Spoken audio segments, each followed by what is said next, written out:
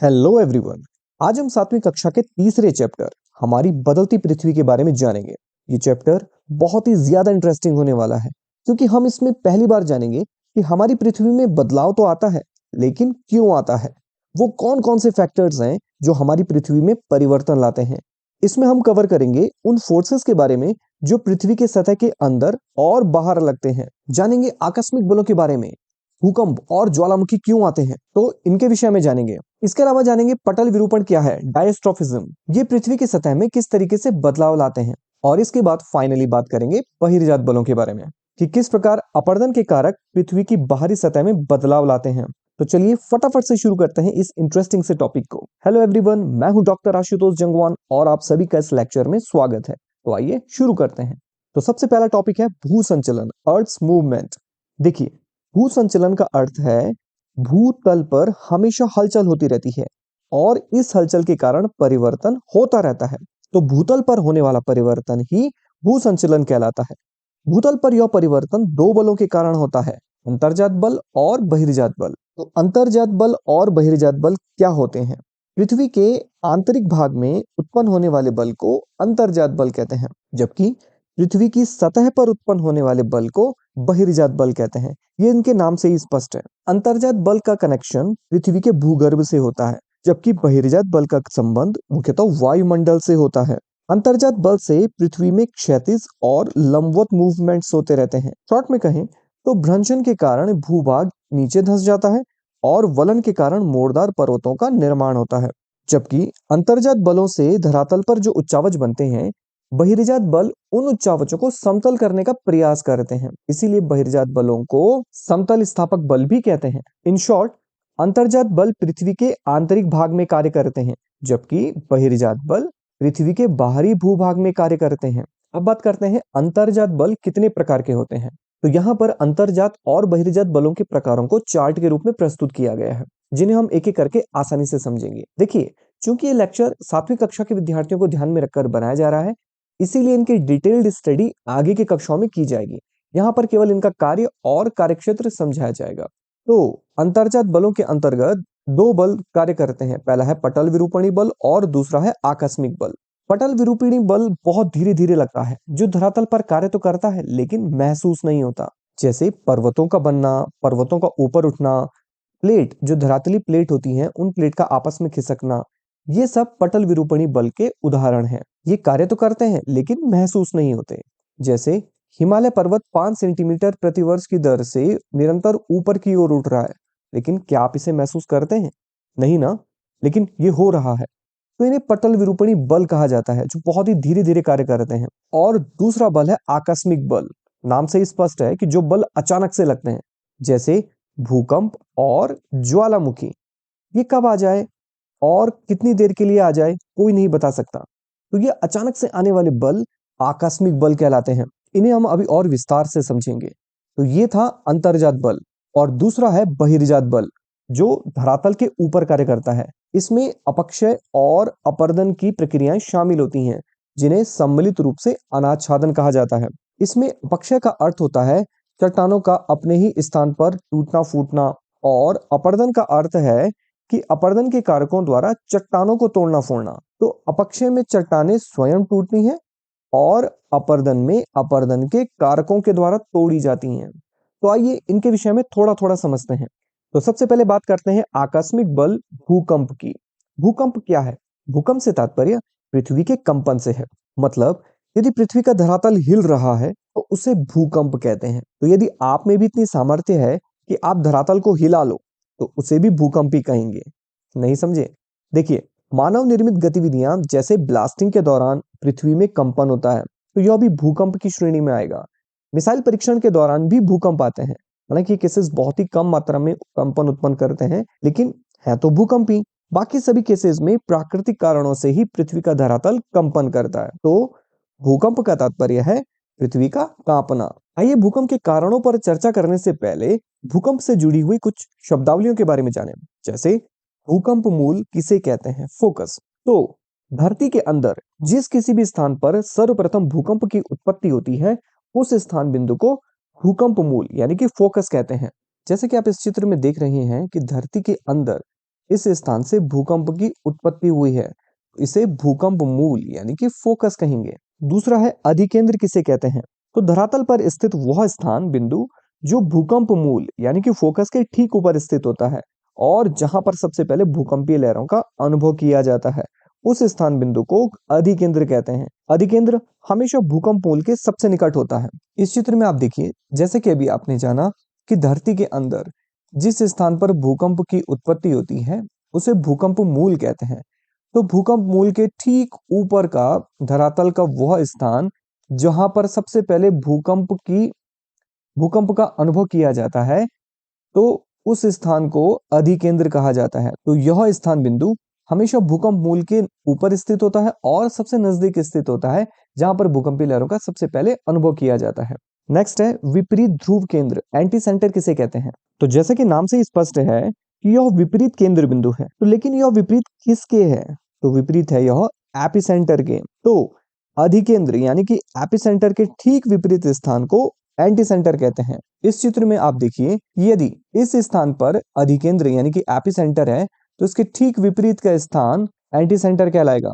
Next है seismology किसे कहते हैं? तो भूकंपों का अध्ययन करने वाले विज्ञान को सीस्मोलॉजी कहा जाता है, भूकंप विज्ञान। इसके अलावा दो रेखाएं ऐसी हैं जो बहुत ही इंपॉर्टेंट है लेकिन बहुत ही कंफ्यूजिंग है, समभूकंपीय रेखाएं और सहभूकंपीय रेखाएं।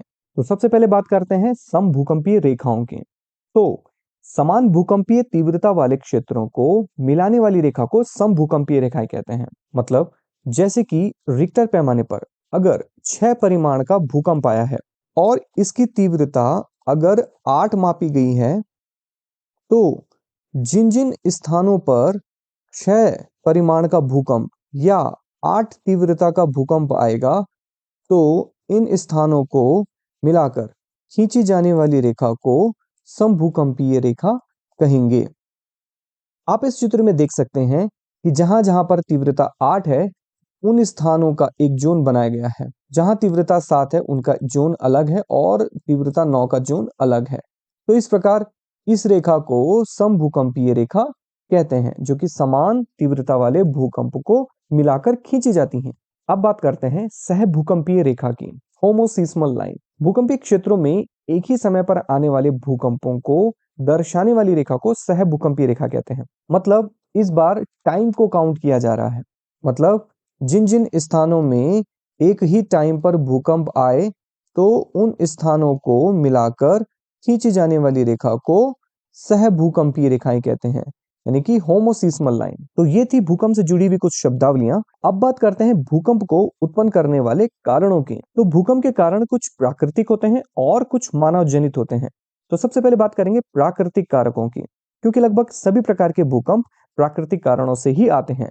और इसमें सबसे पहले है ज्वालामुखी क्रिया। ये तो हम सभी जानते हैं कि जब जब ज्वालामुखी में विस्फोट होता है तो पृथ्वी के धरातल पर कंपन उत्पन्न होता ही है। तो इसको ज्यादा डिटेल में नहीं समझेंगे, तो इसको मैं ज्यादा और नहीं खींचूंगा। तो ज्वालामुखी से भूकंप उत्पन्न होते हैं। दूसरा प्रमुख कारक है प्लेटों के टकराव से। ये वाला बहुत इंपॉर्टेंट है क्योंकि इसी कारण से सबसे ज्यादा भूकंप उत्पन्न होते हैं। देखिए, प्लेट क्या होती है? पृथ्वी की जो सबसे ऊपर की सतह है उसे हम भूपर्पट्टी कहते हैं। अंग्रेजी में इसे क्रस्ट कहते हैं।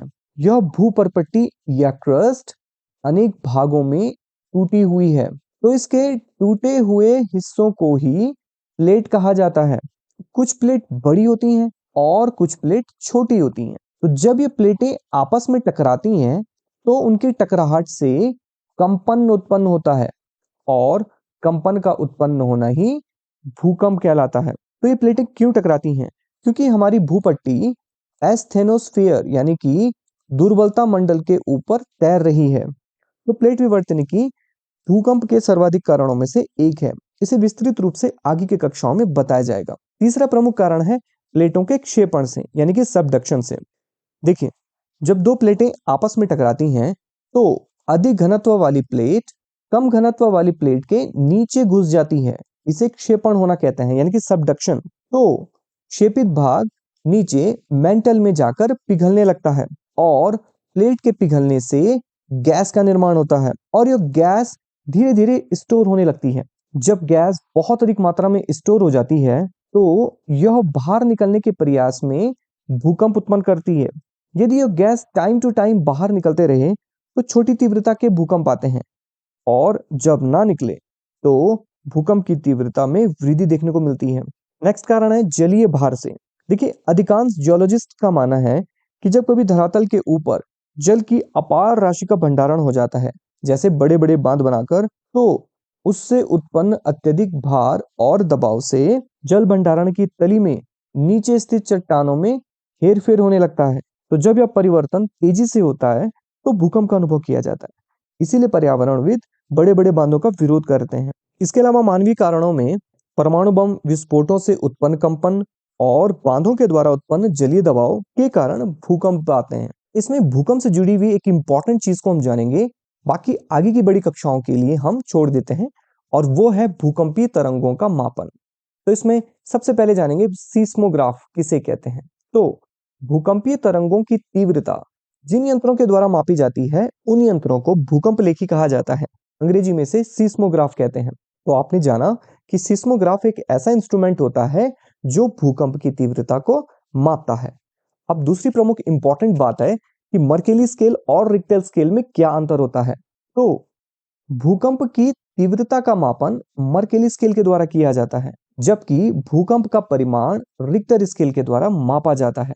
आइए इसे समझते हैं। भूकंप आने के दौरान जो ऊर्जा बाहर निकलती है उस ऊर्जा को भूकंप का परिमाण कहते हैं, और इसे रिक्टर स्केल के द्वारा मापा जाता है। जबकि भूकंप की तीव्रता का अर्थ है भूकंप का प्रभाव, कि भूकंप से कितना नफा नुकसान हुआ, जान माल की हानि हुई, और भूकंप की तीव्रता मर्केल स्केल से मापी जाती है।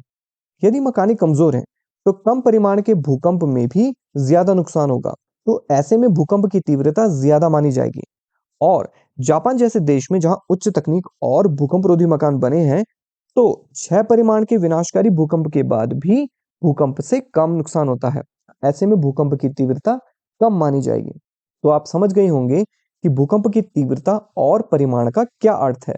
इसमें रिक्टर स्केल में 1 से 9 तक की संख्याएं होती हैं, जबकि मर्केली स्केल में 1 से 11 तक की संख्याएं होती हैं। रिक्टर स्केल एक लघुगणकीय पैमाना है, अर्थात इसमें रिक्टर स्केल का प्रत्येक अगला स्तर अपने पिछले स्तर की तुलना में 10 गुना अधिक ज्यादा मजबूत होता है, जबकि मर्केली स्केल एक सामान्य रेखीय स्केल है। तो ये थी भूकंप से जुड़ी हुई आकस्मिक बल की कुछ प्रमुख बातें। अब बात करते हैं ज्वालामुखी के बारे में। देखिए, ज्वालामुखी से तात्पर्य उस दरार या छेद से है जिसके माध्यम से गर्म मैग्मा, गैस, धूल आदि पृथ्वी के बाहर वायुमंडल में प्रवेश करती हैं। तो इस दरार नुमा आकृति को ही ज्वालामुखी कहते हैं। अब दरार या छेद एक पर्वत के शीर्ष पर भी हो सकता है, जिसे ज्वालामुखी पर्वत कहते हैं, या फिर पठार पर भी हो सकता है।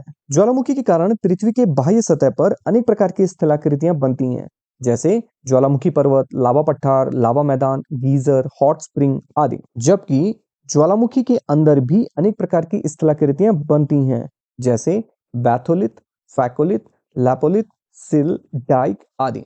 इसमें बैथोलिथ आकृति ज्वालामुखी के अंदर बनने वाली आकृतियों में सबसे बड़ी होती है। तो ज्वालामुखी के संदर्भ में आप सिर्फ इतना याद रखिए कि ज्वालामुखी 3 प्रकार के होते हैं: सक्रिय ज्वालामुखी, प्रसुप्त ज्वालामुखी और शांत ज्वालामुखी। इसमें जो सक्रिय ज्वालामुखी हैं, तो सक्रिय नाम से स्पष्ट है कि वो दिन रात सक्रिय हैं, एक्टिव हैं, उनमें से मैग्मा बाहर निकलता ही रहता है। इसमें इटली का एटना और स्ट्रोम्बोली सक्रिय ज्वालामुखियों के उदाहरण हैं। स्ट्रोम्बोली को भूमध्य सागर का प्रकाश स्तंभ भी कहा जाता है। ये है स्ट्रोम्बोली का एक सुंदर सा चित्र। दूसरा है प्रसुप्त ज्वालामुखी। वे हैं जो एक बार विस्फोट के बाद लंबे समय तक शांत बने रहते हैं। उनमें कब विस्फोट हो जाए इसका कुछ पता नहीं होता है। इसके उदाहरण है फ्यूजियामा, विसुवियस और क्राकाटाओ माउंटेन। तो ये है माउंट फ्यूजियामा और ये है माउंट विसुवियस। तीसरा प्रमुख ज्वालामुखी है शांत ज्वालामुखी। नाम से स्पष्ट है, शांत मतलब अब वो कभी नहीं फूटने वाले। तो इसमें ईरान के कोह सुल्तान और देवबंद तथा म्यांमार का पोपा शांत ज्वालामुखियों का उदाहरण है। यह है म्यांमार का पोपा माउंटेन। तो ये था अंतर्जात बल के अंतर्गत आकस्मिक बल, और इसके अंतर्गत भी हमने अध्ययन किया भूकंप और ज्वालामुखियों के बारे में। अब बात करते हैं पटल विरूपण क्या है। डायस्ट्रोफिज्म। पटल विरूपण का अर्थ है कि जिसमें भूपटल विरूपित हो जाता है और उच्चावचों का निर्माण होता है। इसमें 2 प्रकार के उच्चावच बनते हैं। पहले प्रकार के उच्चावचों में महाद्वीपों का निर्माण होता है, इसीलिए इस प्रकार के उच्चावचों में लगने वाले बल को महादेशजनक बल कहते हैं। और दूसरे प्रकार के उच्चावचों में पर्वत और भ्रंशों का निर्माण होता है, और इसमें लगने वाले बल को पर्वत निर्माणकारी बल कहते हैं। तो पटल विरूपण के अंतर्गत और ज्यादा डिटेल में हम आगे की कक्षाओं में जानेंगे। अब बात करते हैं बहिर्जात बल की, कि बहिर्जात बल क्या होते हैं। देखिए, ऐसे बल जो पृथ्वी की सतह के बाहर कार्य करते हैं उन्हें बहिर्जात बल कहते हैं। तो बहिर्जात बल में अपक्षय और अपरदन की शक्तियों को शामिल करते हैं, जिन्हें सम्मिलित रूप से अनाच्छादन कहते हैं। इसमें अपक्षय के अंतर्गत वायुमंडल की शक्तियों के कारण चट्टानें अपने स्थान पर या तो चटकती हैं, टूटती फूटती हैं, या तो पिघल के नष्ट हो जाती हैं। इन्हें क्रमशः भौतिक अपक्षय और रासायनिक अपक्षय के नाम से जाना जाता है। अपक्षय का एक और प्रकार है जैविक अपक्षय, जिसमें जीव जंतु चट्टानों को तोड़ने में सहायक होते हैं। जैसे पेड़ की जड़ें चट्टानों में धीरे धीरे क्रैक्स पैदा करती हैं, और जैसे जैसे पेड़ बड़ा होता है तो वो क्रैक्स भी और चौड़े होते जाते हैं। तो इस प्रकार अपक्षय से चट्टानें अपने ही स्थान पर टूटती फूटती रहती हैं। अब आता है दूसरा बहिर्जात बल, और वो है अपर्दन। देखिए, धरती पर 5 ऐसे कारक हैं जो चट्टानों को तोड़ने फोड़ने का कार्य करते हैं। इन्हें अपर्दन के कारक कहते हैं, और ये 5 कारक हैं: नदी, हिमानी, पवन, समुद्री तरंगे और भूमिगत जल। ये पांचों कारक 3 प्रकार के कार्यों से चट्टानों को तोड़ने फोड़ने का कार्य करते हैं, और ये 3 कारक हैं अपर्दन, परिवहन और निक्षेपण। अपर्दन का अर्थ होता है काटना, जिसके कारण वो चट्टाने को तोड़ते फोड़ते और काटते रहते हैं। परिवहन का अर्थ है उन्हें एक स्थान से दूसरे स्थान तक बहाकर ले जाना, और निक्षेपण का अर्थ है उन्हें किसी स्थान पर जमा कर देना। तो ये 5 कारक इन तीनों कार्य करते हुए विभिन्न प्रकार के स्थल रूप बनाते हैं। जैसे नदी के द्वारा अपर्दन के कारण जो स्थल रूप बनते हैं उसमें प्रमुख हैं वी आकार की घाटी, गॉर्ज और कैनियन, जलप्रपात, क्षिप्रिका, जलगर्तिका, नदी विसर्प और नदी वेदिका। जबकि नदी के निक्षेपण से बनने वाली स्थलाकृतियों में प्रमुख है जलोढ़ पंख, जलोढ़ शंकु, प्राकृतिक तटबंध, बाढ़ का मैदान, गोखुर झील और डेल्टा। दूसरा अपर्दन का कारक है हिमानी, जिसमें अपर्दन के कारण बनने वाली स्थलाकृतियों में प्रमुख है यू आकार की घाटी, लटकती घाटी, सर्क, हॉर्न, एरीट, दैत्याकार सोपान और भेड़शिला। जबकि निक्षेपण के द्वारा बनने वाली स्थलाकृतियों में है टिल मैदान और ड्रमलिन। तीसरा अपर्दन का कारक है पवन, जिसमें अपर्दन के कारण जो स्थलाकृतियां बनती हैं उसमें है वातगर्त, गारा, यारडांग, ज्यूगेन, भूस्तंभ और ड्राइकांडर। जबकि पवन के निक्षेपण से बनने वाली स्थलाकृतियों में है बालू का स्तूप और लोयस के मैदान। चौथा प्रमुख कारक है समुद्री तरंगे, जिसमें अपर्दन के द्वारा बनने वाली स्थलाकृतियों में सबसे पहला है समुद्री क्लिफ, तरंग घर्षित चबूतरा, समुद्री गुफा, मेहराब और स्टैक। और समुद्री तरंगों के निक्षेपण से बनने वाली स्थलाकृतियों में है पुलिन, जिसे इंग्लिश में बीच भी कहते हैं, और रोदिकाएं। पांचवा और आखिरी अपर्दन का कारक है भूमिगत जल, जिसमें अपर्दन के द्वारा बनने वाली स्थलाकृतियों में है घोलरंध्र, लैपीज, डोलायन, युवाला, पोलजे और कंदरा। जबकि निक्षेपण के द्वारा बनने वाली स्थलाकृतियों में है स्टैलेक्टाइट, स्टैलेग्माइट। इन सभी स्थलाकृतियों के बारे में हम विस्तृत रूप से आगे की कक्षाओं में पढ़ेंगे। तो ये था आज का लेक्चर, जिसमें हमने पृथ्वी में बदलाव लाने वाले विभिन्न आंतरिक और बाह्य बलों के बारे में जाना। तो मिलते हैं अगले लेक्चर में नेक्स्ट टॉपिक के साथ। तब तक के लिए वर्क हार्ड बट जॉयफुली।